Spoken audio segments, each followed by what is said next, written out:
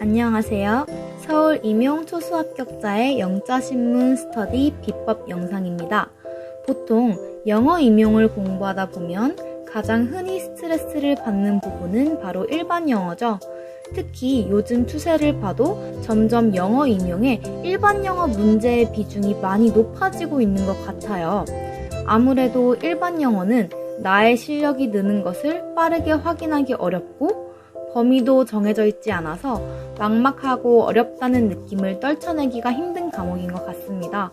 저 또한 임고를 준비할 때 일반 영어 걱정이 너무 많아서 여러 스터디를 알아보고 참여해본 끝에 결국 제게 가장 잘 맞는 영자신문 스터디를 찾아서 정착을 했는데요. 오늘 그 영자신문 스터디의 모든 것을 같이 살펴보도록 하겠습니다. 일단 스터디의 기본 운영 방식을 먼저 말씀드리면 월요일부터 토요일까지 매일매일 스터디를 하고 일요일은 쉬는 날로 정했습니다. 그래서 매주 월, 수, 금 저녁 11시 반까지는 문제를 풀고 네이버 밴드에 업로드를 했고 매주 화, 목, 토 저녁 11시 반까지는 각 문제에 대한 피드백 댓글을 상세히 작성을 하게 됩니다. 이 피드백 댓글에는 칭찬과 보완점과 그에 대한 이유를 정말 자세히 작성해서 스터디원 모두가 서로 윈윈할 수 있는 분위기를 조성하는 것이 중요합니다. 그리고 스터디장이 제공하는 피드백 루틴에 맞춰서 총 2명의 스터디원에게 피드백 댓글을 작성하고 이 피드백 루틴을 2주마다 변경하는 방식으로 운영하였습니다. 이 피드백 루틴에 대해서 말씀을 드리면 저희 스터디 같은 경우에는 총 7명의 스터디원들로 구성이 되어 있었는데 이 7명이라는 숫자가 딱 적절했어요. 런닝맨 멤버들로 예시를 보여드리면 일단 왼쪽에 7명의 스터디원들의 이름이 쭉 적혀 있고 스터디 운영 첫 2주 동안은 피드백 루틴 1로 진행을 합니다. 그래서 재석이는 석진이와 세찬이에게 피드백 댓글을 달고 지효는 종국이와 광수에게 피드백 댓글을 다는 방식으로 말이죠. 그리고 첫 2주가 지난 후에는 또 다른 2주 동안은 피드백 루틴 2로 변경을 하여 진행을 합니다. 그래서 재석이는 소민이와 광수에게 피드백 댓글을 달고 지효는 석진이와 세찬이에게 피드백 댓글을 달면 되겠죠. 이런 방식으로 2주마다 피드백 루틴을 1, 2, 3, 1, 2, 3 순서대로 돌렸고 이 방법을 통해 모두가 서로를 충분히 파악하면서도 스터디를 쭉 하다 보면 결국 모든 스터디원으로부터 골고루 피드백을 받을 수 있도록 진행을 했습니다.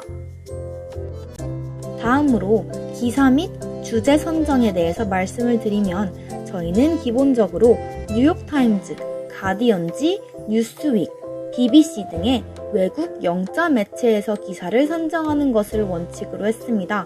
단, 저희는 예비 영어 교사로서 한국의 교육에 대해 특히 더 많이 알고 싶었기 때문에 교육 주제일 경우는 국내 영자신문에서 선정을 하기도 했습니다. 그래서 기사를 어디에서 선정할지 정한 후 가장 중요하게 생각해야 되는 부분은 기사의 주제 선정일 텐데요.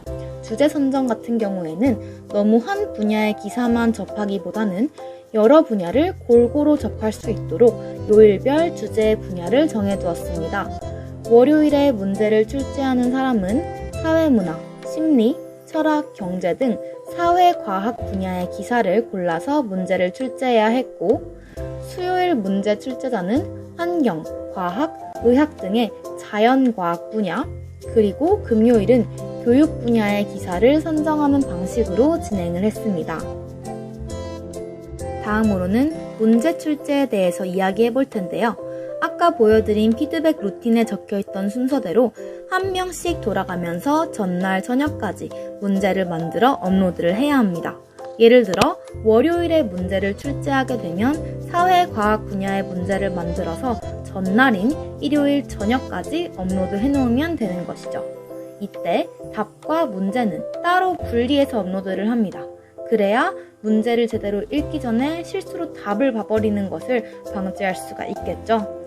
그래서 문제를 출제할 때에는 임용 일반 영어 문제처럼 4문제에서 6문제 정도를 출제하시면 되는데 흔하게 나오는 유형인 빈칸 문제, 유추 문제, 제목 적기 등을 했었고 저희는 전체 맥락을 잘 파악했는지 그리고 그것을 잘 정리할 수 있는지 확인하기 위해서 종종 서머리 문제도 출제하였습니다.